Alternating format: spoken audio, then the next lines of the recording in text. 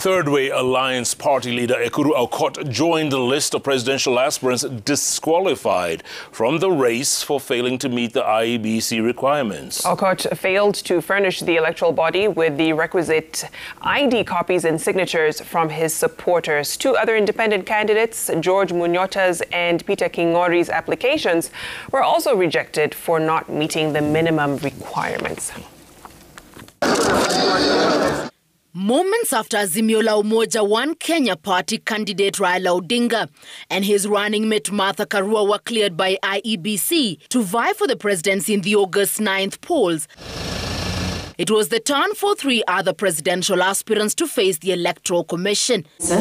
And thereafter, Thirdway party leader Ekuru Aukot and 2017 presidential candidate, accompanied by his running mate Miruru Waweru, appeared before the commission seeking a second stab at the presidency.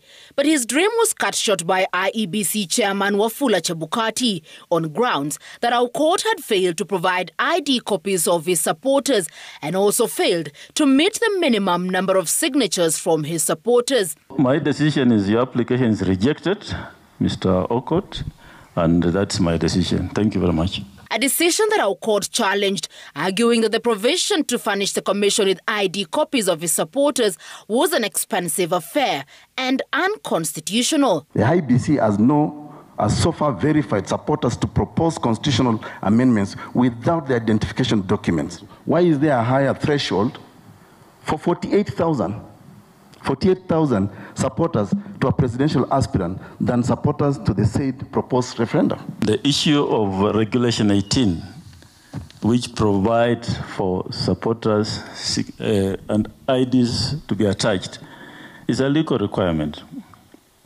Now, that issue was litigated in court, and the court made a decision on it. All the candidates, aspirants who have come here, have provided copies of IDs for supporters, except you. The Thirdway party leader has now vowed to move to court to challenge what he termed as a biased exercise. We are going to court tomorrow. Our paperwork is ready, and I think maybe we had premonition that they will behave this way. Meanwhile, independent presidential aspirant Peter Kingori had a second day to the Electoral Commission. Kingori, who had been given another opportunity to comply with the requirements after he presented only 65 out of the 48,000 required signatures, failed yet again to make it to the list.